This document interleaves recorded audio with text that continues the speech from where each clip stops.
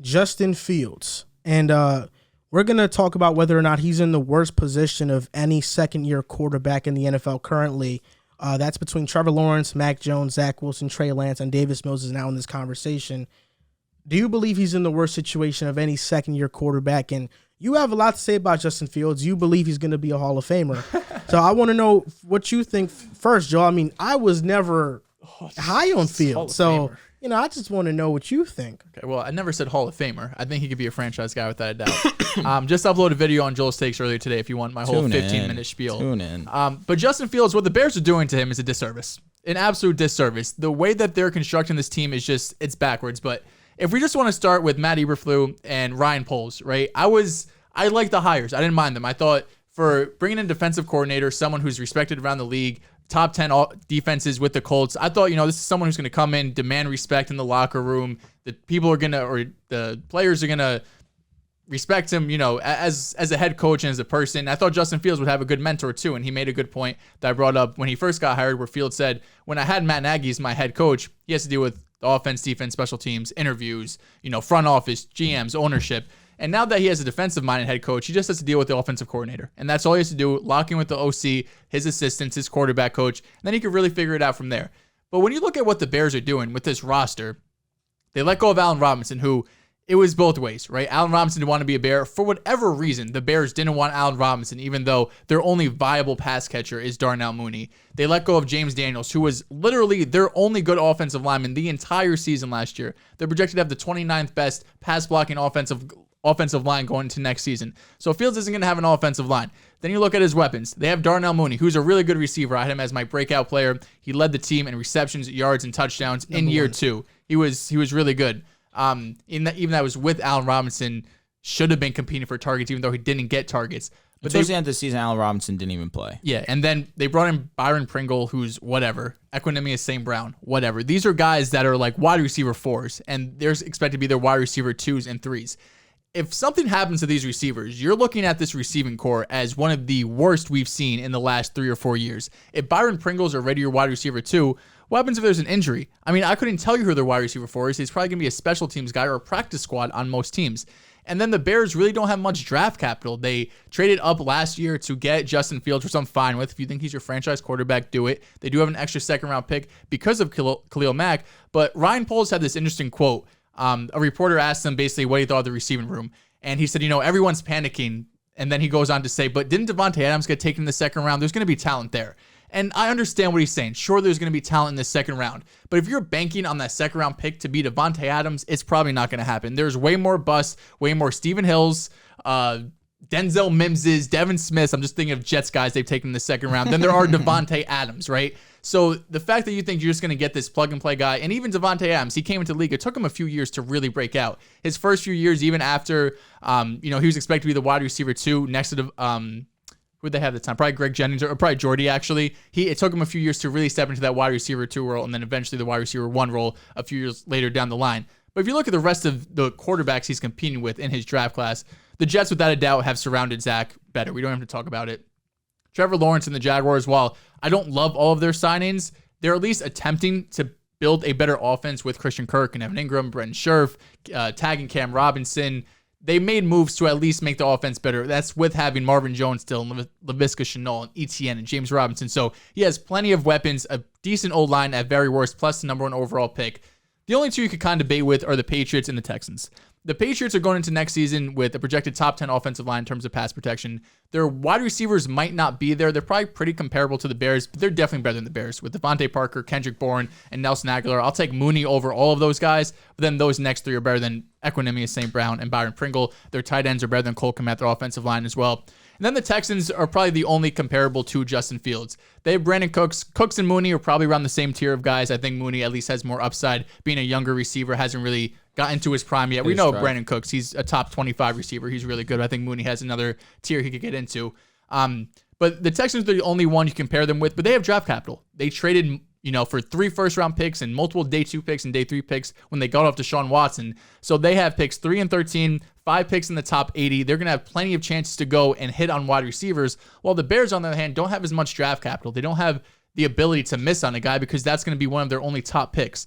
So Justin Fields, I think this doesn't give him an excuse to have a terrible year. He still can show fans, NFL teams, his team, coaches, front offices that he's the guy by making the right reads, showing his athleticism, showing him be a leader in the clubhouse. So all of that stuff can still happen even with a bad surrounding cast, but the Bears are just doing everything possible to make his life hard. Do you have something different to say? No. And if I were ranking these situations, I think Trey Lance is in the best situation I of didn't any even mention second-year that. I mean, that's quarterback. obvious. We knew that. I think Zach Wilson is second. I think the Jets are doing a great job. Definitely. Mac Jones is third. Ooh. Fourth is Trevor Lawrence. Brandon Linder also retired. That's huge, which nobody is talking about, but that's huge. Then fifth, it's really between Davis Mills and Justin Fields. I don't know what situation is worse. I think Texans have a bad offensive line. I think they only have one reliable receiver. They're And they're backs talking about trading Cooks. Yeah, exactly. Running backs are terrible. You And have Ross Burkhead. although- They brought in Marlon Mack. And although Who knows? Davis Mills is probably in a worse situation, he played better than Justin Fields, significantly better Yeah, than he him did, last year. Definitely. For sure. You know, I think Justin Fields, is he in arguably the worst situation? Yes. Offensive line is bad. Receivers are bad. Tight ends are okay. Running game is okay. Oh, I Is like he David also Montgomery. possibly the worst quarterback of all these guys? Yeah, he is too. He also has the highest upside, arguably, of all these guys. Not more than Trey Lance or Zach Wilson, so that's not arguably. I don't know. He's 6'4". He ran a 4.4. He has He's a not big arm. 6'4". 6'3". Sorry. Okay. Wow, an inch. Yeah, Come on like, now. He's 6'3", matters. 220. I'll tell you He's what, running 4.4s, bro. Like, The only thing that's It's a game of inches. the picks, that's true. The picks are what's really help out the Texans in this sense, but as it goes right now, this roster of the Texans is atrocious. You have Marlon Mack, who probably is going to be running back one, but even still, you have Ross Burkhead, Brandon Cooks, who potentially they could be trading, Nico Collins, Chris Conley, Brevin Jordan. Like you I mentioned, like Brevin Jordan. Brevin Jordan isn't bad, Cole but Kmet is better. for sure, his upside. Not For saying sure. much. No, it's not. But even still, Brevin Jordan, like he's okay. Yeah. I wouldn't say Yes. he's anything past okay. I like him too, for sure, but he's okay. him and Colcom are the same tier tight end right now. Laramie Tunsil has done more harm for them than good in the grand scheme of things in terms of picks they had to give up to acquire him and how well the Dolphins ended up making that trade work out for them. But Davis Mills did a lot more with less. You still had Allen Robinson last season. You still had Darnell Mooney. Montgomery missed some time last season, but he was still solid for them. Khalil Herbert, I believe He was Khalil good. was solid was for him good when he stepped when in, David for Montgomery's sure. out, yeah. I'm looking at the Texans, and I still think that that's a worse situation. The picks definitely do help now that they traded Deshaun Watson. They'll have a little bit more capital to put pieces around Davis Mills to potentially see if he can be a starting quarterback in this league. But if we're going based off first round talent only, without a doubt, he's in the worst position right now. You hit the nail on the head with having one of the worst pass blocking offensive lines in the league, only having one true wide receiver, one option on the team. Only one true wide receiver only option one. really that I would want to target. Cole Kmet, he's okay right now. He has good upside given the fact that he was a second round, I believe, a second round talent out of the Second or third draft. round pick, Correct. He should be developing faster up until this point. He really hasn't shown that much. However, I'm looking at Justin Fields and the intangibles. I still believe in Justin Fields. I think he still has a decent arm. He can do a lot with his feet in terms of extending plays where this offensive line, being as bad as it is, isn't detrimental to his game. But it wouldn't be as detrimental if they put someone other than Byron Pringle at the wide receiver 2 position. That'd be nice. I think Davis Mills is in a worse position, but you can definitely argue that Fields is right there with him. The reason I say no to that is because we know the first couple of guys, but let me just briefly go through it. Mac Jones, whatever you want to say about the Patriots, he has Bill Belichick. He has Bill Belichick. He has a good running game. He has a good offensive line. Receivers aren't as abysmal as Chicago.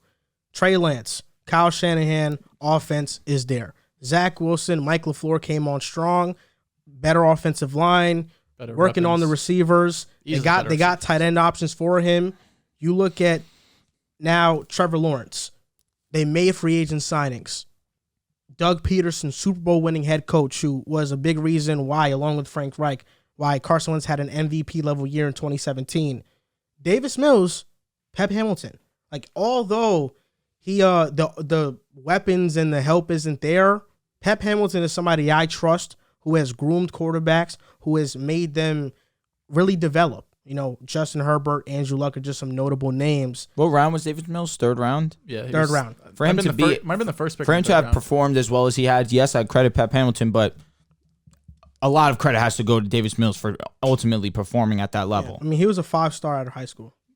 That's great. Yeah. Ended up being a 3rd-round pick, though. I mean, with 5 quarterbacks, 6 quarterbacks taken ahead of him. And Justin Fields, not only is the help not there, but you have a defensive-minded head coach.